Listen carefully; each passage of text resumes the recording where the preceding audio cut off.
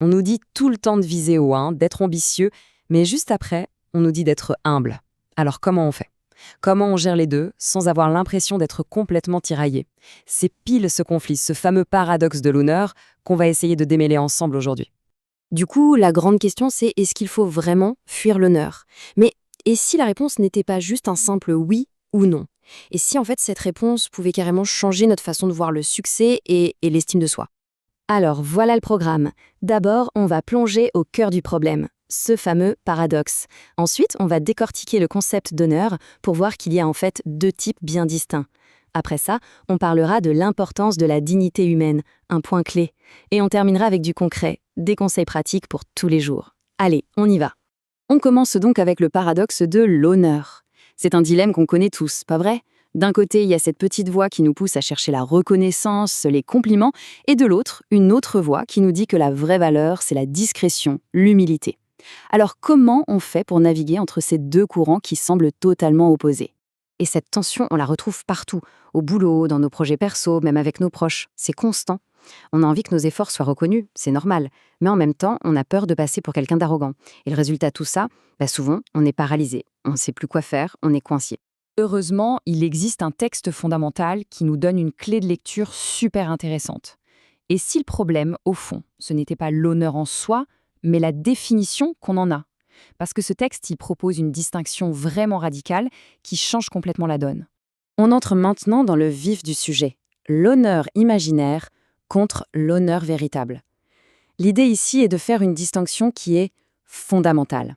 La question n'est plus de savoir si on veut de l'honneur, mais bien de choisir quel type d'honneur on recherche. Celui qui vient des autres ou celui qu'on se construit soi-même. Alors commençons par le premier, l'honneur dit imaginaire, le kavod midoumé. C'est quoi ça? Eh bien c'est la course aux likes, la recherche du titre ronflant, de l'approbation permanente. Le texte l'appelle imaginaire parce qu'au fond, il est vide. Et surtout, son existence dépend entièrement des autres. On n'a aucun contrôle dessus. En gros, cet honneur imaginaire, c'est un vrai château de sable.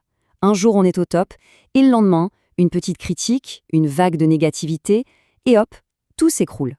C'est une quête épuisante, une sorte de dépendance. Et c'est bien de cet honneur-là, précisément, qu'il faut réussir à s'éloigner. Mais heureusement, il y a l'autre côté de la médaille. L'honneur véritable, le kavod amiti. Celui-là, il est complètement différent. Ce n'est pas un cadeau qu'on reçoit des autres, non. C'est une forteresse qu'on construit à l'intérieur de soi, brique par brique. Il vient de nos actions, de notre intégrité, de qui on est vraiment. Et le truc génial, personne ne peut nous le donner, mais surtout, personne ne peut nous l'enlever. Regardons ça de plus près. C'est très clair quand on les met côte à côte. D'un côté, l'honneur imaginaire, sa source est extérieure. Il est hyper fragile, il a besoin des louanges pour exister et il mène à l'orgueil. Et de l'autre côté, l'honneur véritable, source interne, super résilient, fondé sur nos actions et qui, paradoxalement, mène à l'humilité. On voit bien que tout part de la source, c'est ça qui change toute la dynamique. On passe à un point super important, l'importance de la dignité humaine. Attention, c'est une clarification essentielle. Fuir la gloire personnelle, ce n'est absolument pas la même chose qu'abandonner le respect. C'est une confusion qu'on fait très souvent. Le texte insiste beaucoup là-dessus et introduit un troisième concept pour qu'on ne tombe pas dans ce piège.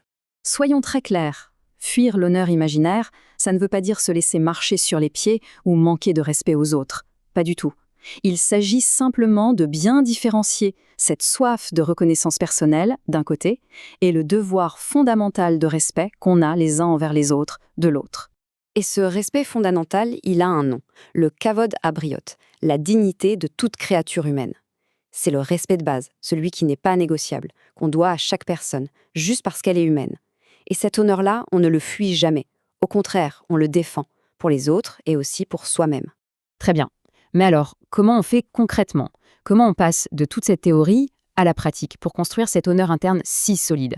C'est le chemin qu'on va explorer maintenant. Et la réponse que donne le texte est assez surprenante mais vraiment puissante. Voilà une citation qui résume bien l'idée « Et l'humilité se répandra sur toute la personnalité ». Écoutez bien ça, c'est un retournement de situation totale. On a tendance à voir l'humilité et l'honneur comme deux opposés, deux ennemis. Eh bien, ce texte nous dit que non, en réalité, l'humilité est le seul et unique chemin qui mène à l'honneur véritable. L'idée, c'est que le véritable honneur interne se cultive par la pratique d'une humilité authentique, ce qu'on appelle l'anava. C'est en arrêtant de courir après la lumière des projecteurs, après les applaudissements, qu'on permet à nos racines de s'enfoncer plus profondément. Cette force tranquille, cette conscience de sa propre valeur, sans avoir besoin de la hurler sur tous les toits, c'est ça la véritable humilité.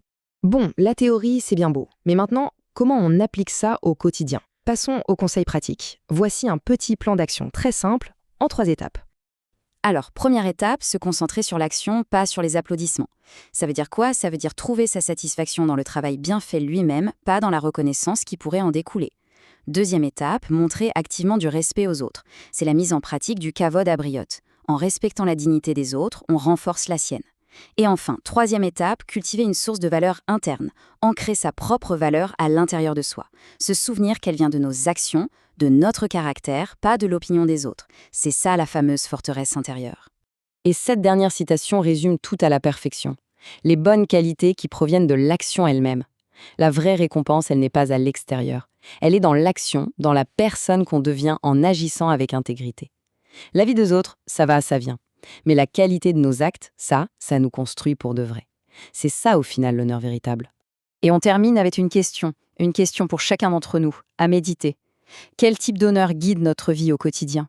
Est-ce qu'on nourrit l'honneur qui dépend du regard des autres, cet honneur fragile? Ou est-ce qu'on construit jour après jour cet honneur qui vient du plus profond de nos actions? Parce que le choix qu'on fait entre les deux, il ne définit pas seulement notre valeur, il définit aussi notre liberté.